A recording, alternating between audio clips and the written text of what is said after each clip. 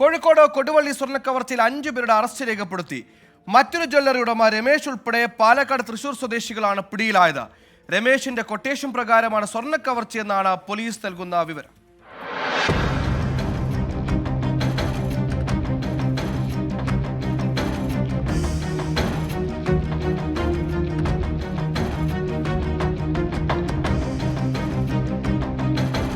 ബുധനാഴ്ച രാത്രിയാണ് സ്കൂട്ടറിൽ വീട്ടിലേക്ക് മടങ്ങുകയായിരുന്ന കൊടുവള്ളിയിലെ ജ്വല്ലറി ഉടമ ബൈജുവിനെ കാറിടിച്ചു വീഴ്ത്തി ഒരു സംഘം സ്വർണം കവർന്നത്.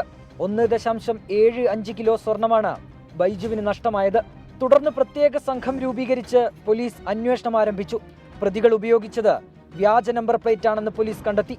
CCTV ദൃശ്യങ്ങൾ കേന്ദ്രീകരിച്ചുള്ള അന്വേഷണത്തിലാണ് പാലക്കാട് തൃശൂർ സ്വദേശികളായ 5 അംഗ സംഘം പിടിയിലായത്.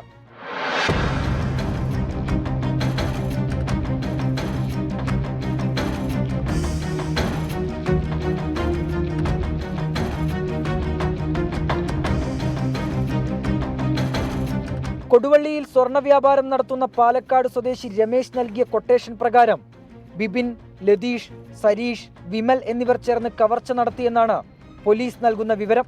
തൃശൂരിൽ വെച്ചാണ് രമേശ് ഉൾപ്പെടെ 5 പേരെ പോലീസ് പിടികൂടിയത്. ഇവരിൽ നിന്ന് 1.3 കിലോ സ്വർണവും കണ്ടെടുത്തു.